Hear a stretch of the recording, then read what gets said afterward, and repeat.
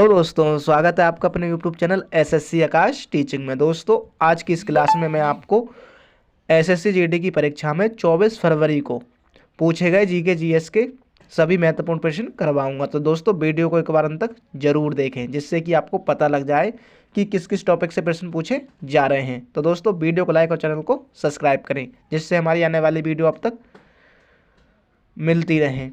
तो दोस्तों, प्रश्न नंबर 1 है हमारा, किस पंचवर्षीय योजना में गरीबी उन्मूलन का नारा दिया था? तो दोस्तों, पांचवी पंचवर्षीय योजना में दिया था दोस्तों गरीबी उन्मूलन का नारा। दोस्तों, दूसरी पंचवर्षीय योजना में दिया था दोस्तों तीव्र औद्योगिक विकास। और तीसरी पंचवर्षीय योजना दोस्तों कृषि पर आधारित थी। छठी पंचवर्षीय योजना दोस्तों बेरोजगारी रोजगार पर आधारित थी।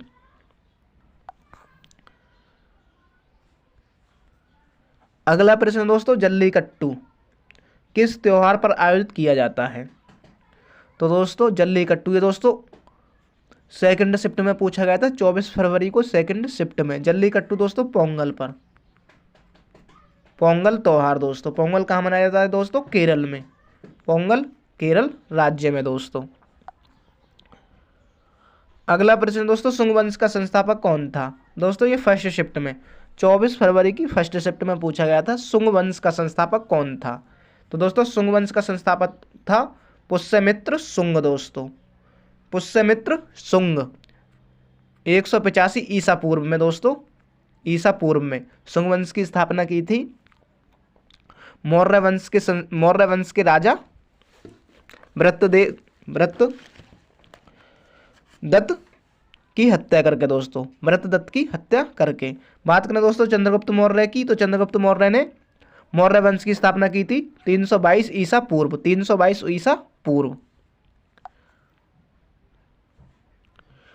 अगला प्रश्न है दोस्तों, आइस हॉकी में एक टीम में कितने खिलाड़ी होते हैं? ये दोस्तों सेकंड शिफ्ट में पूछा गया था 24 फरवरी को दोस्तों सेकंड शिफ्ट में आइस हॉकी में एक टीम में कितने खिलाड़ी होते हैं? तो दोस्तों 6 खिलाड़ी। एक टीम में दोस्तों 6 खिलाड़ी। अगला दोस्तों, बौद्ध साहित्य किस भाषा में लिखी गई है? तो दोस्तों, बौद्ध साहित्य लिखी गई है पाली भाषा में दोस्तों। अगला प्रश्न दोस्तों, निम्नलिखित में से कौन सा विद्रोह आंदोलन बंगाल के क्षेत्र में नहीं हुआ? तो दोस्तों, सन्यासी, चुआर और पागलपंथी तीनों के तीनों बंगाल में हुए थे दोस्तों। बंगाल में सन्यासी विद्रोह दोस्तों 1857 में हुआ था। और दोस्तों, बघेरा विद्रोह हुआ था दोस्तों बड़ौदा गुजरात में दोस्तों 1818 ईस्वी में। 1818 ईस्वी में दोस्तों, ये पॉइंट भी आपको याद रखना है।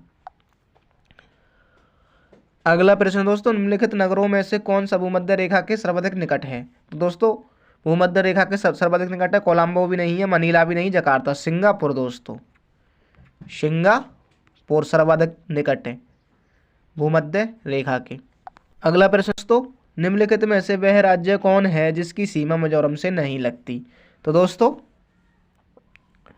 असम, म्यांमार, त्रिपुरा। असम, म्यांमार, त्रिपुरा, मणिपुर और बांग्लादेश की दोस्तों सीमा लगती है मिजोरम से। नागालैंड की नहीं लगती। अगला प्रश्न दोस्तों, निम्नलिखित में से कौन भरतनाट्यम की विख्यात नृत्यांगना नहीं है? तो दोस्तों, इस टॉपिक से भी हर शिफ्ट में एक न एक प्रश्न पूछा गया है।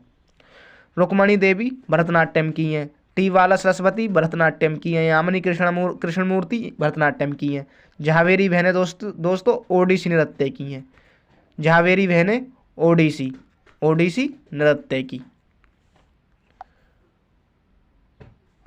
अगला प्रश्न दोस्तों, किस काल में अछूत की अवधारणा स्पष्ट रूप से उद्धृत हुई? तो दोस्तों, अछूत की अवधारणा स्पष्ट रूप से उद्धृत हुई थी उत्तर वैदिक काल में। अगला प्रश्न दोस्तों, भारत में मोहम्मद गौरी ने किसको प्रथम अक्ता प्रदान किया था? तो दोस्तों, कुतुबुद्दीन ऐबक को। गुलाम वंश का प्रथम शासक कुतुबुद्दीन ऐबक दोस्तों 1206 ईस्वी में। गुलाम वंश की स्थापना किसने की थी? कुतुबुद्दीन ऐबक ने 1206 ईस्वी में। 1206 से 1210 तक शासन किया था दोस्तों। कुतुब मीनार का निर्माण भी इसी ने करवाया था। अगला प्रश्न है दोस्तों, श्रीलंका में आबादी के अधिकांश लोग का अनुसरण करते हैं।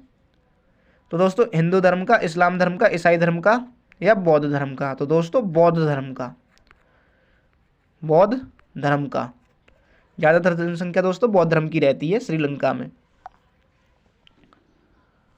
अगला प्रश्न दोस्तों, मानव रक्त का पीएच मान क्या है? तो दोस्तों मानव रक्त का पीएच मान है 7.4। मानव रक्त का पीएच मान दोस्तों 7.4। अगला प्रश्न दोस्तों, भारत में सबसे बड़ा कानून अधिकारी किसे माना जाता है? तो दोस्तों सबसे बड़ा कानून अधिकारी माना जाता है भारत के महान्यायवादी को, भारत के महान्यायवादी को दोस्तों। तीनों सेनाओं का प्रमुख राष्ट्रपति। भारत का राजकाज का काम होता है भारत के राष्ट्रपति के नाम से। अगला प्रश्न दोस्तों, भारतीय संविधान के अनुच्छेद केंद्रीय निकाय संसद कहलाती है दोस्तों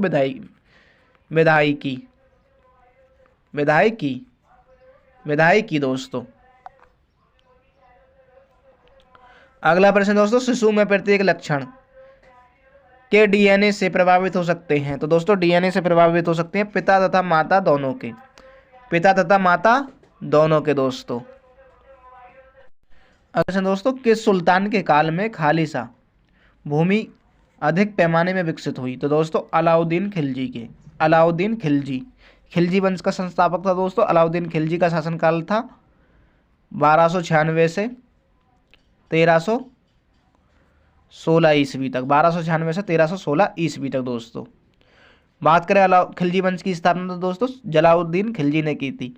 खिलजी वंश की स्थापना जलालुद्दीन खिलजी ने 1290 ईस्वी में। अगला प्रश्न दोस्तों, सल्तनत काल के सिक्के टका एवं ससगानी एवं जीतल किन धातुओं के बने थे दोस्तों? तांबा और चांदी के। जारी किसने किए थे दोस्तों टका और जीतल? इल्तुतमिश ने, इल्तुतमिश ने। यह पॉइंट भी दोस्तों आपको याद रखना है, इल्तुतमिश ने। अगला प्रश्न है दोस्तों, बारहमासा की रचना किसने की थी? किसने की थी दोस्तों?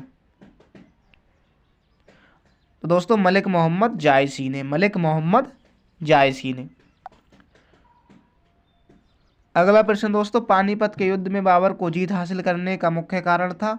तो दोस्तों तुलगमा प्रथा, तुलगमा प्रथा। पानीपत का युद्ध हुआ था दोस्तों 1526 ईस्वी में। से प्रथम पानीपत का प्रथम युद्ध के नाम से भी जाना जाता है, जो बाबर और इब्राहिम लोदी के मध्य हुआ था दोस्तों, बाबर और इब्राहिम लोदी के मध्य हुआ था।